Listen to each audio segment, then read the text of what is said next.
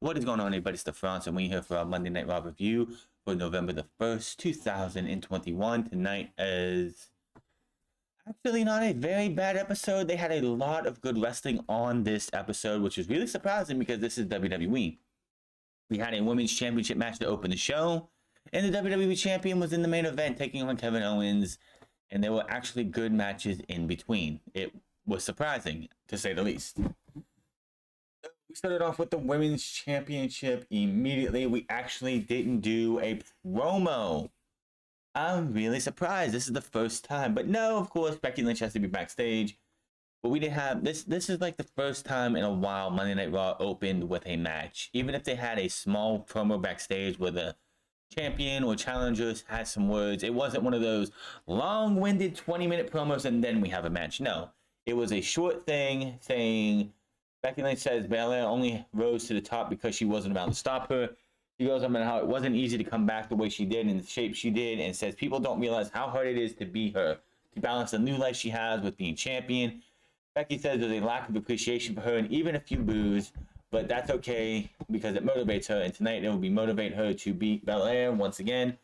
She goes out to the ring, and we get our match. Now, like I said, it's really rare for WWE to basically start off with a match on Monday Night Raw, even though it's more welcomed, in my opinion. I'd rather start out with a match against two talent who can actually go out there and go than having to listen to a 20-30 minute promo that is boring as shit. So they had themselves a match. It was a really good match. I mean, I did miss the first few minutes of it because I actually fell asleep during 7 o'clock and didn't wake up till 11 minutes after. So after 8. So yeah, 8:11 I pop on Monday Night Raw and this match is still going on. It was a 3-segment match. Let's just tell you how long these two got. Funny because the Queen's Crown tournament got damn near no time for all the matches, but here we are, two of the top talents getting probably the first half an hour of the entire show to themselves. Gee, it's almost as if anybody in the lower tier, anybody who's not in the main event scene for the women, WWE doesn't give a shit about.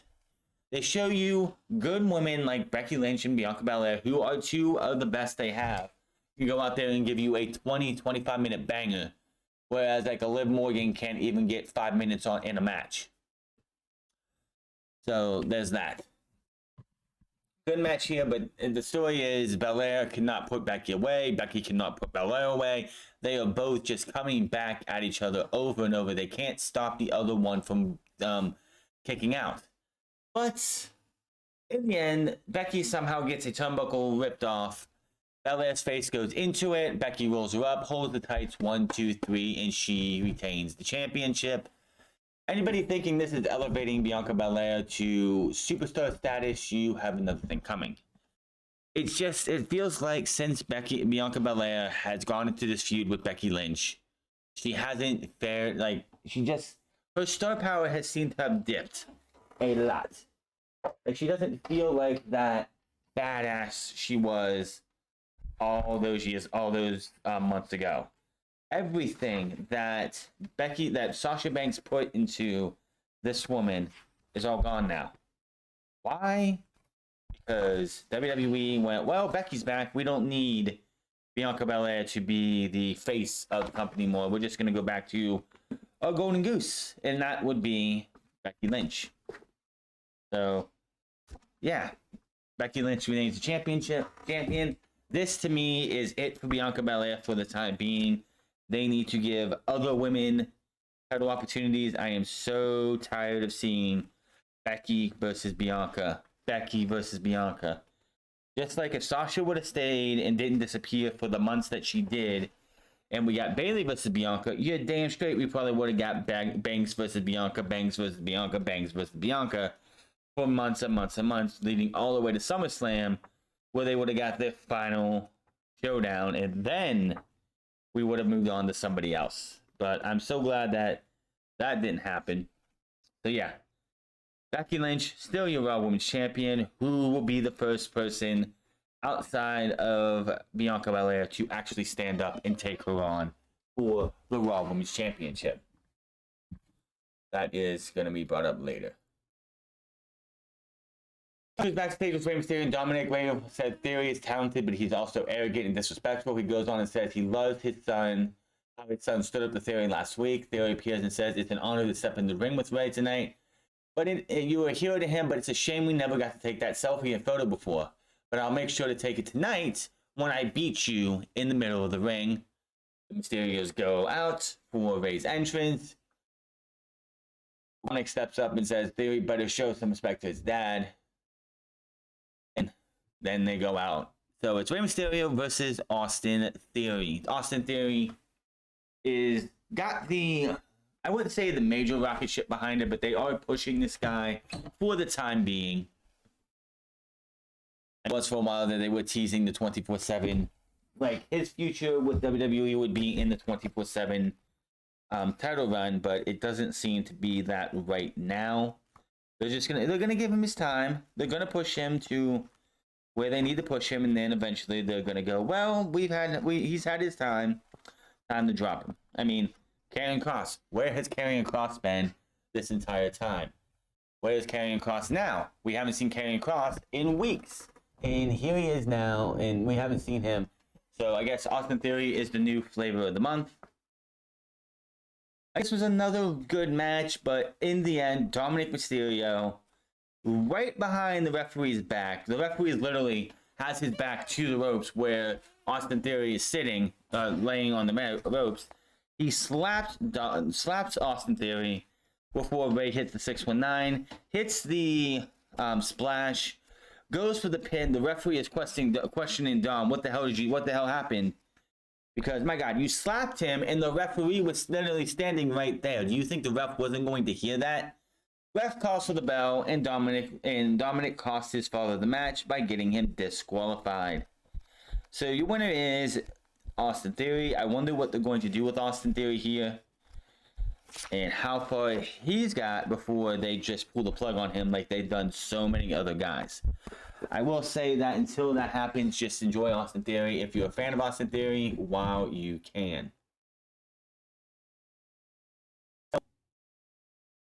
Here.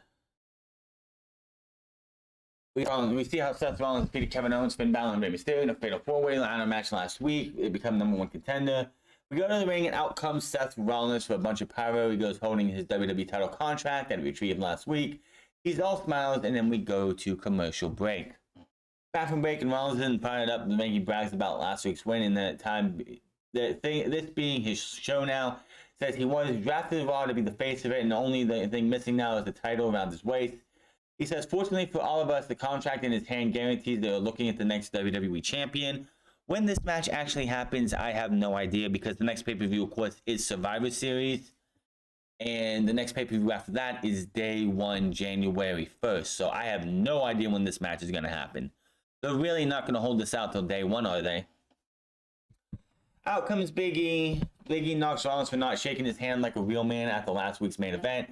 Big E says it did bother him a little bit, but he talked to his aunt and she told him not to worry about it because there's simply something deeply wrong with Rollins. Big E is in the ring now. Rollins remembers things differently. He remembered coming to the ring and challenging E, who told him he had to earn it and prove himself. The back and forth continues, and Rollins takes a shot at Kofi and Xavier Woods, calling them jokes, which honestly they have been. And Big E isn't having that. He says, I'm not going to let you disrespect one of the best, greatest moments in WWE history. Subjective. Rollins says everyone knows he is not 100%, which of course then Big E challenges him to a match tonight for the WWE title. Get this title match over with. And Rollins says, I'm not 100%. I just went through a ladder match last week, a brutal ladder match. And before that, I went through a brutal Hell in a Cell match with Edge. So there's no way I'm 100%. This match is going to happen when I say so, when I'm 100%. And that's that. Evans comes out for whatever reason, because everyone's talking about being the face of Raw, from Becky to Bianca to these two, and that he says he has a claim at being the face of Monday Night Raw, being that nobody was talking about Seth Rollins' win last week. They were talking about how great he did in the ladder match, everything that he put himself through in that ladder match to become the #1 contender. So he's like, hey Seth, if you don't want to have a match against Big E, well, you know what, Big E, I'll take that. I'll take that match. Never happened before. But he's like, you know what? You're right. This has never happened before. So you're on, sucker. And that match is for later tonight. So then we go to the back, and earlier today, Zelina Vega in her shitty British accent, which she keeps fading in and fading out. So it's like 50-50 British, not British. I don't know why she's going to try and do this. Just because you win the Queen of the Ring, or the Queen's Crown, whatever you want to call it, doesn't make you fucking British. Just like Apollo Crews, just because your ancestors are from Nigeria does not mean that you have a Nigerian accent all of a sudden. You're from San Diego. You're from California. So yeah, enough of that shit. So they walk past Nikki Trash and Rhea Ripley. In front of their faces, they compliment and say how Nikki's mask looks beautiful and everything. And when they walk away, they're like, Zelina's like, that is the ugliest looking mask ever. They're making fun of them. But Rhea Ripley, they're in the middle of a fucking hallway that is more echoey than my room. So them trying to talk to each other and make it seem like and make fun of her mask without them hearing, not gonna work in this setting. Trash and Ripley come up to him, say, we heard everything you said, and we want to match with you coming up tonight. So we go to that match, Nikki Trash and Rhea Ripley versus Carmella and Zelina Vega. Man, the fall of Rhea Ripley. This one was Raw Women's Champion coming out of WrestleMania, beating Asuka.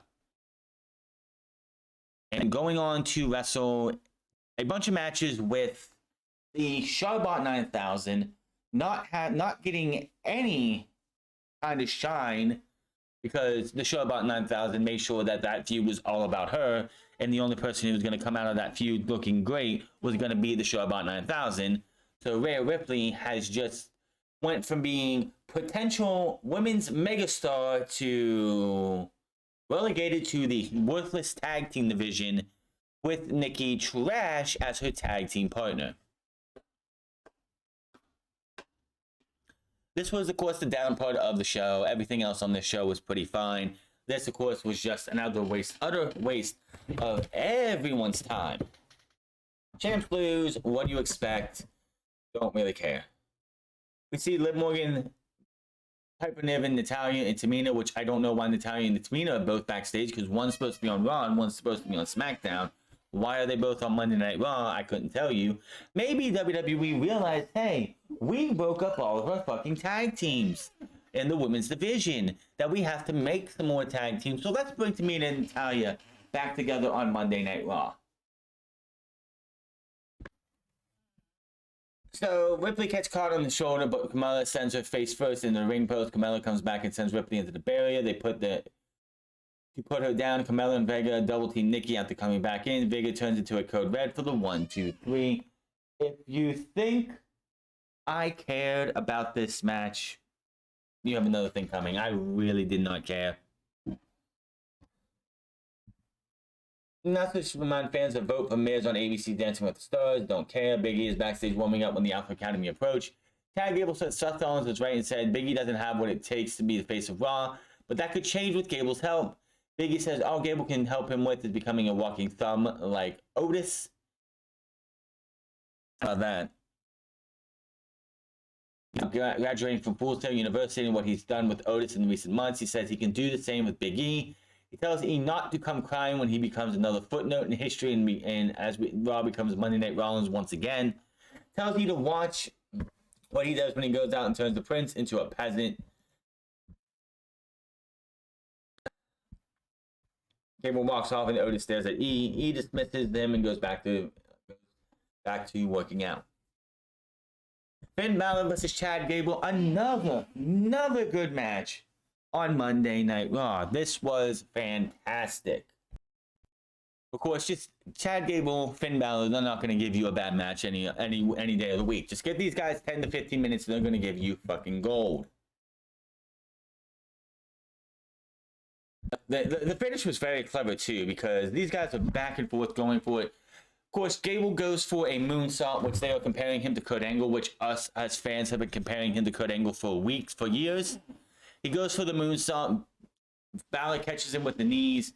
Balor with the drop kick to him, which, of course, when Gable came down onto his knees, that really fucked him up, and Balor had a bad knee.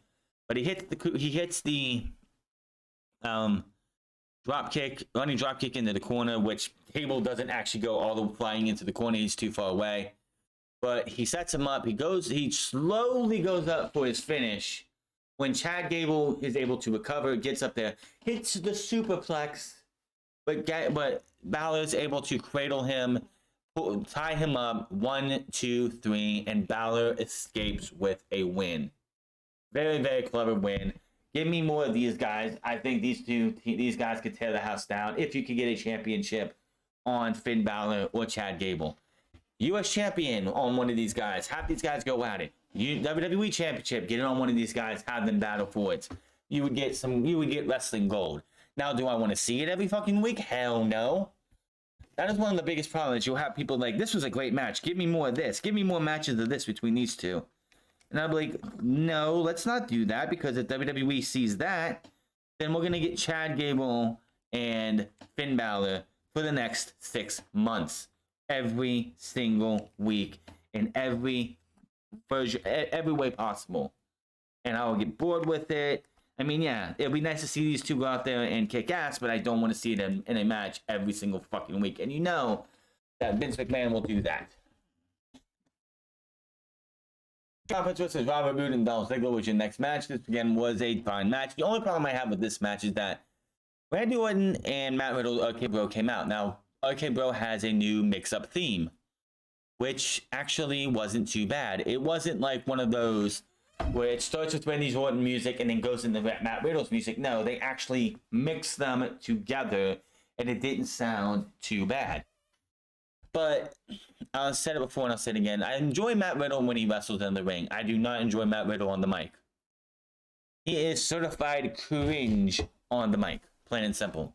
So putting him on commentary kind of got annoying and took away from the match. Now, like when they sat down and when they got out there, the fans, another problem with RK Bro being out there is that the fans love themselves some RK Bro. So they sit down in their chairs to watch the match and be on commentary, and the fans are chanting Randy, Randy, Randy, which takes away from the match. And it's fine to have the talent out there if they want to do scouting, which I don't know why these guys would be scouting. They beat the Dirty Dogs last week. They out, and Randy Orton did mention about the Alpha Academy probably being in line for a title shot.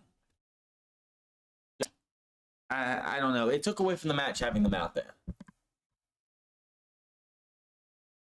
Now they end up winning this match because the Street Profits are on fire. They're looking like they're gonna win this thing. They look like things are gonna go to their way, and then Omos comes out. What is AJ Styles? Probably has something to do with COVID. I don't know. But he comes out with a distraction, allowing Ziggler to hit forward with a super kick, pin, 1, 2, 3, and that was that. After the match, he's all smiles. He looks up forward at ringside. Dawkins attacks Omos, but Omos takes him out with ease. Ford flies in from the ring, but Omos catches him and launches him into the barrier. Omos barks at ringside, but Riddle comes from behind and attacks him, but Omos also manhandles Riddle. Fans chant for Orton, and he looks on from the announce table. Omos and Orton yell at each other from different sides of the ring. Orton looks like he's ready to fight, but referees are in between, making sure both men stay on their sides of the ring. Excuse me, I have hiccups. Again, I don't know what AJ Styles is, but he's nowhere to be seen. Got a hiccups for some reason. See what happened with Damian Priest and T-Bar last week, and Kevin Patrick asked Damian Priest, what happened last week? We never seen that side of you. And he's like, dude, that's been there all this time. But you know about me. I'm all about respect until you disrespect me. And I had no problem with T-Bar until he threw a chair in my face. And he got what he deserved. So tonight's no disqualification match, which is what they're going to have next. He has all the time in the world to meet that version of me. He goes to the ring. We get pre-recorded comments from T-Bar, who says Priest is a fraud, and tonight he will pray on T-Bar, on him to pray for T-Bar to feast on. And these two beat the living shit out of each other, weapons galore. T-Bar tries to put him through a table. That doesn't happen. He actually gets him in the tied up in the ropes, and T-Bar gets a kendo stick and whacks this guy a couple times and tries to stab him with it after it breaks. Of course, Damian Priest gets out of that. And then Damian Priest goes to that dark side of his and beats the living fuck out of this guy. He batters, he bloodies him, he bruises him, he chokeslams him through a table, takes him inside, could have just pinned him right then and there. T-Bar was out. It's the reckoning, 1, 2, 3, and Damian Priest is your winner. So, Damian Priest just killing T-Bar once again. Can we please get back Dominic Dijakovic? I'm begging you. Apollo Crews and Commander Aziz come out.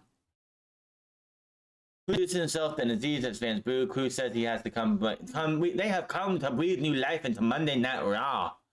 But Priest does not need to worry because they will have acquaintances soon enough, and Priest will have the privilege and honor to meet Crews in battle, and you will lose that United States Championship to me, Apollo Crews. Backstage, John Morrison is meditating once again when the 24/7 crew come around chasing each other, and man, how far this dude has fallen. How far. Like, it's just so ridiculous how this guy could be going for the WWE Championship, be going for the US Championship. He could be going for any championship, and here he is meditating. Is he waiting for the Miz to come back before he does anything? Because right now, he's doing absolutely nothing, and it fucking sucks for him.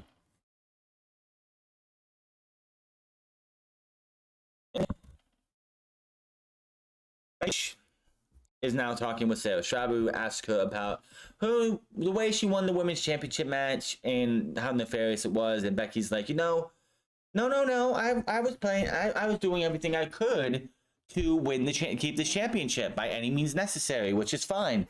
Yes, WWE's trying to do the heel run with Becky Lynch. It's still failing. She doesn't feel like a heel to me. And she much says, you know what? That puts Bianca to the back of the line after beating her tonight. We need some new blood, and who's going to step up now? When all of a sudden comes into frame Liv Morgan, which the crowd got a huge pop. You want Becky Lynch to be a heel? You go up against Liv Morgan, and you have her bully and just make Liv Morgan her bitch for a bit. Eventually, I hope Liv Morgan could win the championship during this run, because you know the fans are behind Liv Morgan. But knowing our luck, WWE is going to fumble the bag, and she's not going to do shit. Liv Morgan should be the one to beat Becky Lynch. Liv Morgan should be the one to be your next Raw Women's Champion. But knowing how WWE is, that's probably not going to happen. Seth Rollins and Kevin Owens are backstage. Kevin Owens is being told that by Seth Rollins. Seth Rollins is like, if you do something for me, then I'll do something for you. If I help you beat Big E tonight, when I win the championship, you get the first shot. And he's like, oh, me? You would do that for me? Oh, man, that is so awesome. I enjoy a back scratch more than anyone.